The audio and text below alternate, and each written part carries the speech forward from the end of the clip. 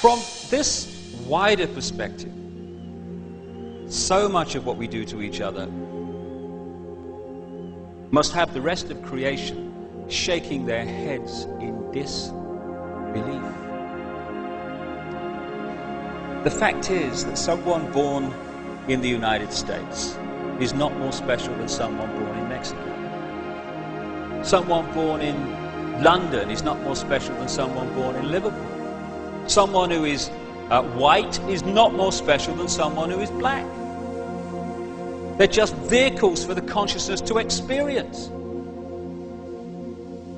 If you go down to the seashore and you pick up a droplet of water in your hand, how can anyone say that that droplet is any more or less special than all the other billions and trillions of droplets you see in the ocean before you?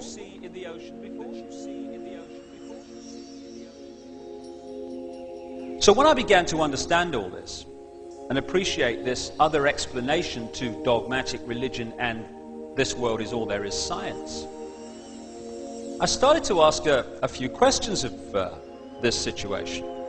Like, how come that this explanation, at the very bottom line least, is as credible as the other two? How come the other two get guaranteed airtime, often no questions asked, here's your airtime, say what you like, and the alternative to both of them is ridiculed, condemned, or suppressed by reflex action? The answer that I came up with was that clearly some people don't want the public to have access to this information. But who and what and why? And I began to ask other questions. Like, I don't know about you, but I've met a lot of people in my life, and I can't, to my knowledge, recall anyone who wanted a war, who had any interest in wars, who felt that wars were anything but horrific and to be avoided. So I thought, how come the world's been awash with wars throughout history? Who's behind them? Or what? Or why? Then I kind of looked at this economic system that controls them. An economic system that is so sane that the more successful it is in its own terms, the quicker it destroys the planet. It's the perfect environmental and human assassin. It insists every year that we take more from the earth even quicker, turn it into even more things, sell even more things, consume even more things, throw away even more things, to worship the real God of the modern world, economic growth. It insists that every year 20% of the people of the world consume 80% of the resources, while leaving the other 80% to get by on the other 20%. Crazy! Of course it is! But that's the economic system, take, make and throw away, that controls your life and mine. And that of 6 billion people nearly. So I thought, what's behind this self-destruction? Or who and why? I started to look at some of the other conventional wisdom that we pass on from generation to generation as the only way of doing things in this world.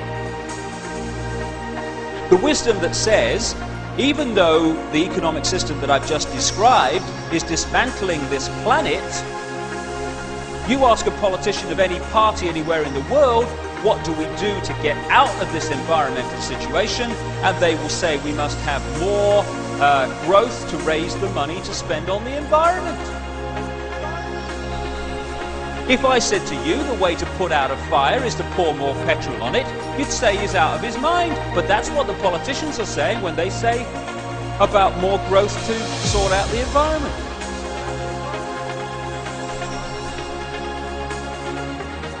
It's conventional wisdom that it's fine to treat animals as mere commodity, to be made as fat as possible, as quick as possible, on as little food as possible.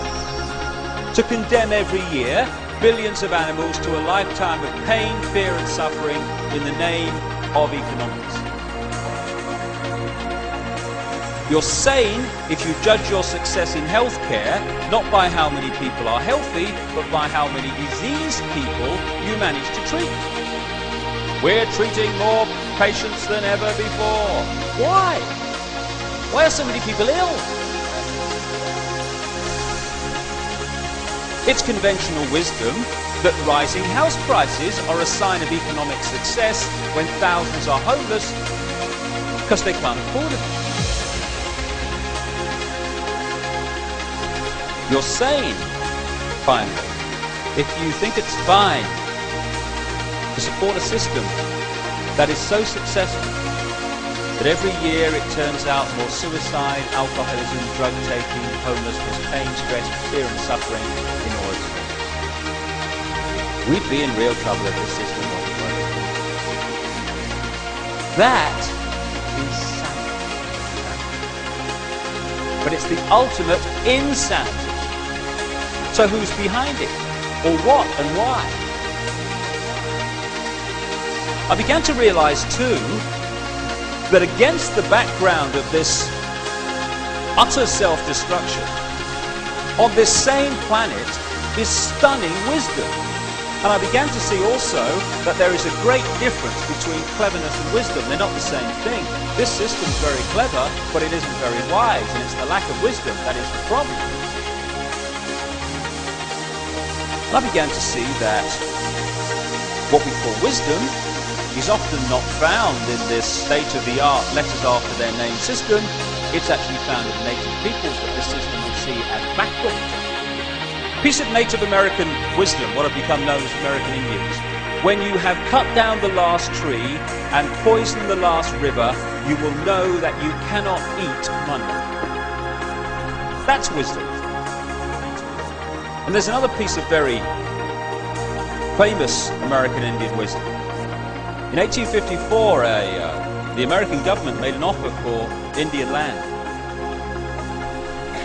And under the system that I've been talking about, and the attitudes and the values that are indoctrinated into us, what should have happened is this chief should have said, right, well, I'm on a winner here, because it's a seller's market. I never put it on the market, therefore I'm in the driver's. So what I'll do is duck and weave, and I'll crack on. I don't want to sell, get them to push up the price, and at the moment that I think they're going to pull out, I'll put out my hand and say, you've convinced me. And people will think, oh, what a great businessman he is. That cheap, fantastic. He's something in the city. But there's another value system on this planet also. A value system that said this in terms of this chief. How can you buy or sell the sky? We do not own the freshness of the air or the sparkle on the water. How then can you buy them from me? Every part of the earth is sacred to my people, holy in their memory and experience. We know the white man does not understand our ways. He's a stranger who comes in the night and takes from the land whatever he needs.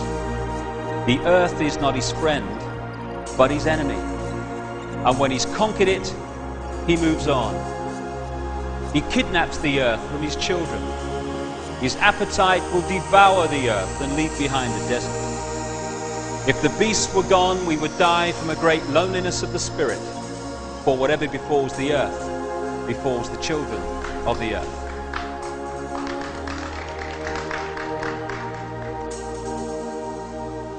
It's sobering to think that those words were spoken in 1854 when you look what has happened since.